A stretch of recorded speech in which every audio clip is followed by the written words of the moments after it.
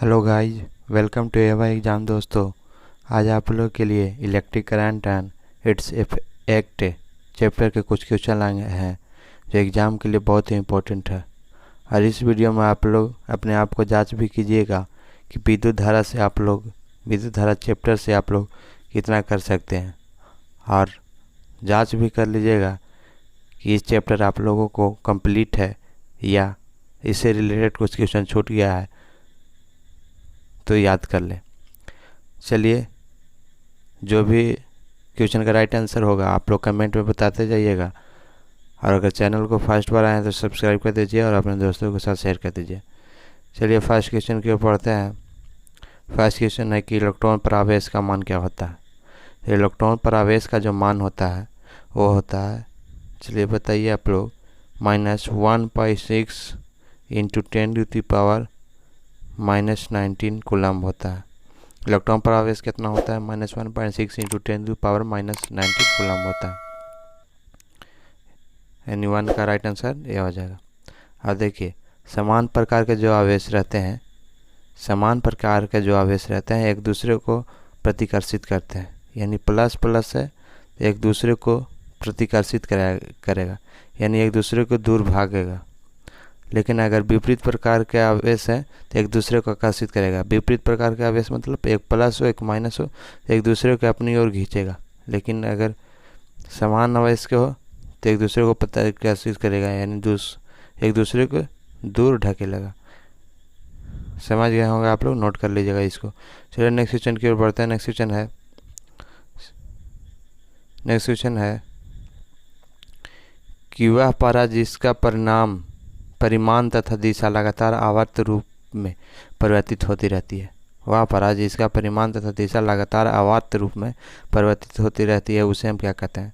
तो उसे हम कहते हैं प्रतिवर्ती धारा। यानी राइट आंसर ऑप्शन बी हो जाएगा, प्रतिवर्ती धारा।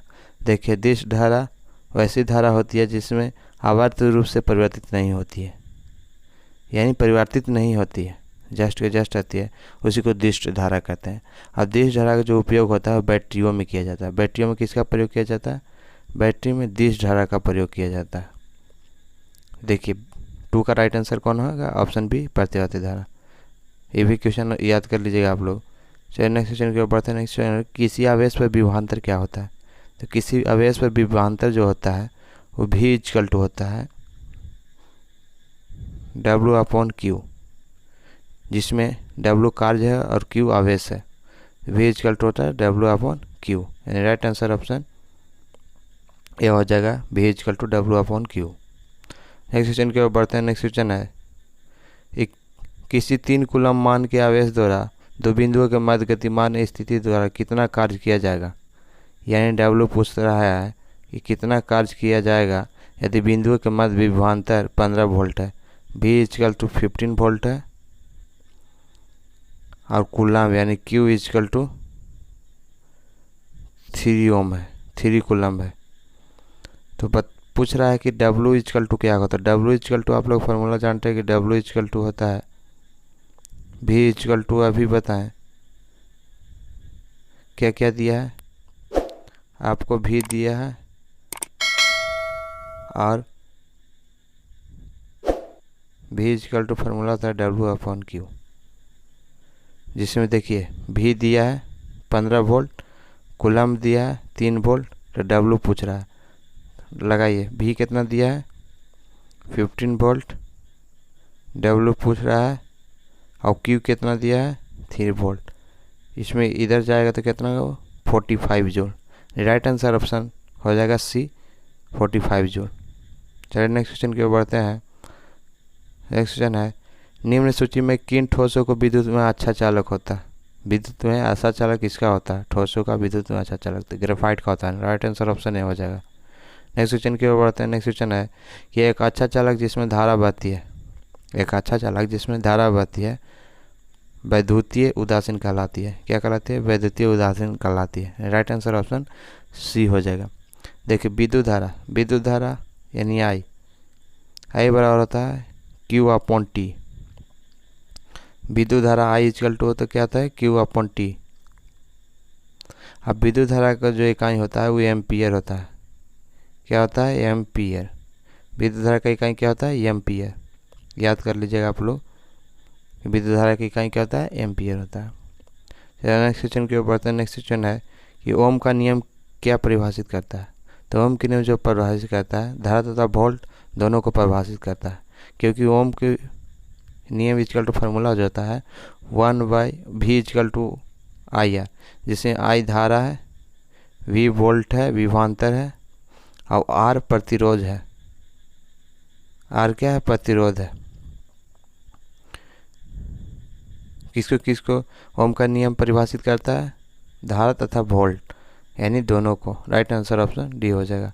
नेक्स्ट क्वेश्चन की ओर बढ़ते हैं। नेक्स्ट क्वेश्चन है कि किसी इलेक्ट्रॉनिक युक्ति के लिए धारा वोल्ट आलेख चित्र में दिखाया गया है। सॉरी, क्वेश्चन में नहीं दिखाया गया है। VI ग्राफ इस तरफ से जा रहा था। तो किसी इलेक्ट्रॉनिक वोल्ट के लिए धारा I वोल्टता V आलेख के नीचे दिया गया था। यह युक्ति क्या दर्शाता है? तो फिगर है जो क्या दर्शाता है? फिगर जो दर्शाता है सुचालक जो ओम के नियम का पालन करता है, यानी VI एक दूसरे की ओर बढ़ रहा है। इसका राइट आंसर ऑप्शन बी हो जाएगा, सुचालक जो ओम के नियम का पालन करता है। नेक्स्ट क्वेश्चन की ओर बढ़ते हैं। नेक्स्ट क्वेश्चन है कि ओम का नियम सत्य है किसके लिए? तो ओम का नियम किसके लिए सत्य है? तो केवल धातु की चालकों के लिए सत्य है। किसके लिए ओम का नियम? तो केवल धातु की चालकों के लिए सत्य है। चलिए नेक्स्ट क्वेश्चन की ओर बढ़ते हैं। प्रतिरोध जो होता है, तो प्रतिरोध का जो इकाई होता है वो होता है ओम होता है। प्रतिरोध का इकाई क्या होता है? ओम होता है। प्रतिरोध का इकाई ओम होता है। नेक्स्ट क्वेश्चन है कि विद्युत हीटर में टर्मिनल के मध्य विभवांतर भी इतना वोल्ट, यानी V इजकल टू 75 वोल्ट दिया है। यदि स्रोत से 5 एम्पियर की धारा बहती है, धारा की I is equal to 5 ampere,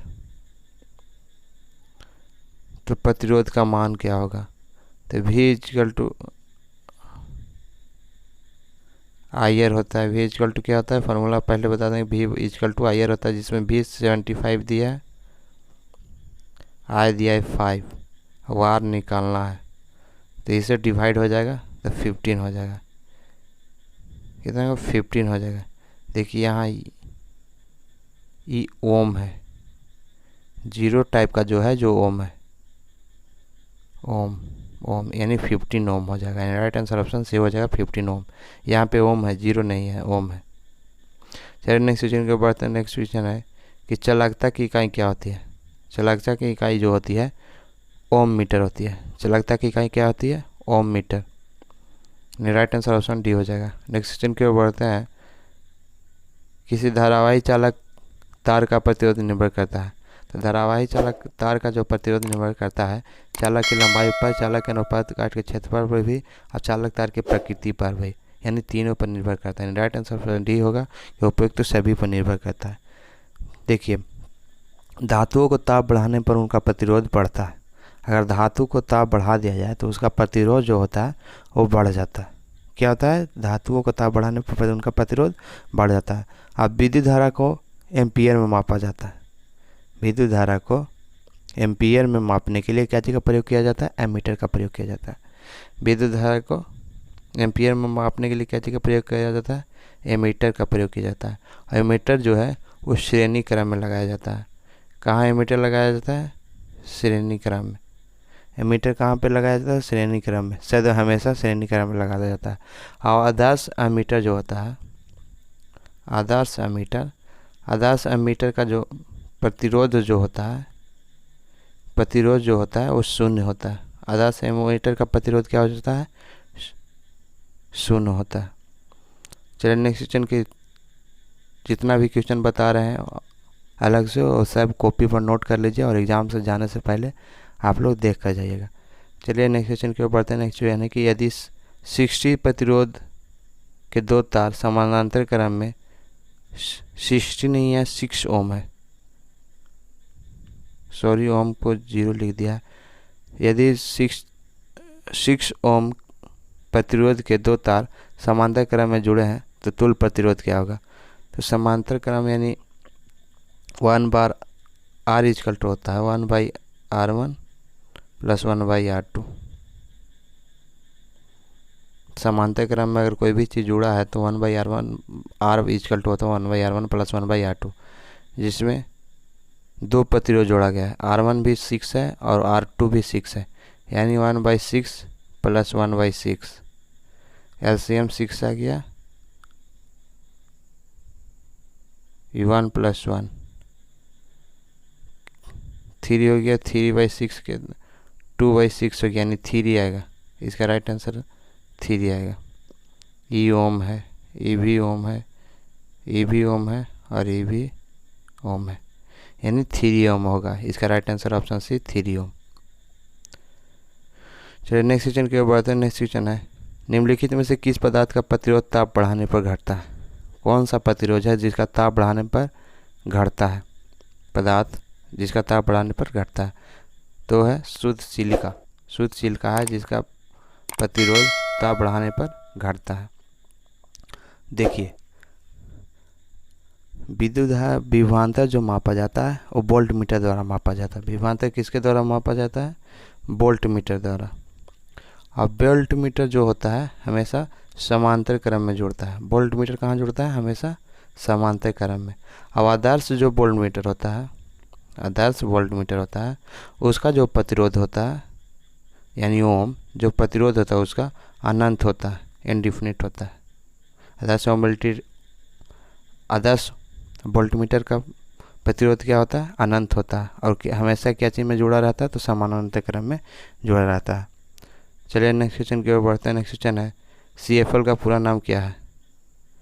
right answer option D हो जाएगा, compact fluorescent lamp. Next question की ओर बढ़ते हैं। नेक्स्ट क्वेश्चन है, निम्नलिखित में से कौन सा सर्वोत्तम विद्युत चालक है? तो सबसे ज़्यादा अच्छा चालक जो है सर्वोत्तम वो है चांदी, यानी राइट आंसर ऑप्शन डी हो जाएगा। नेक्स्ट क्वेश्चन की ओर बढ़ते हैं। नेक्स्ट क्वेश्चन है, एक मकान में 2 बल्ब लगे हैं, उनमें से एक दूसरे से अधिक प्रकाश देता है, एक जो है दूसरा से अधिक प्रकाश देता है, तो निम्न में से कौन सा कथन सही होगा? तो जो प्रकाश ज़्यादा देगा उस बल्ब का प्रतिरोध जो होगा कम होगा, क्योंकि प्रतिरोध धारा के विरोध करता है, और जिसमें धारा कम जाएगा उसमें जायज़ है कि बल्ब थोड़ा धीमा जलेगा, और जिसमें धारा ज़्यादा जाएगा उसमें बल्ब तेज़ी से जलेगा। यानी राइट आंसर ऑप्शन ये हो जाएगा कि प्रकाशित बल्ब का प्रतिरोध कम होगा, यानी जो प्रकाश सबसे ज़्यादा प्रकाश देगा बल्ब उसका प्रतिरोध जो होगा वो कम होगा, यानी राइट आंसर ऑप्शन ये होगा। नेक्स्ट क्वेश्चन की ओर बढ़ते हैं। नेक्स्ट क्वेश्चन है कि घरेलू विद्युत उपकरणों में प्रयुक्त सुरक्षा फ्यूज तार किस धातु से बनी होती है? सुरक्षा बनी होती है वो घरेलू विद्युत उपकरण में प्रयुक्त सुरक्षा फ्यूज तार उस धातु से बनी होती है जिसका, यानी जिस धातु से बना होता है उसका क्या कम होता है, जिसका गलनांक जो होता है कम होता है, उसी का सुरक्षा फ्यूज बनता है घरेलू विद्युत उपकरण में। राइट आंसर ऑप्शन बी हो जाएगा।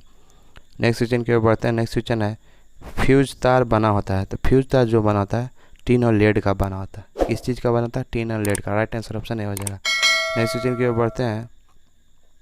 विद्युत धारा में लगी आग को बुझाने के लिए जल का प्रयोग नहीं किया जाता, क्यों?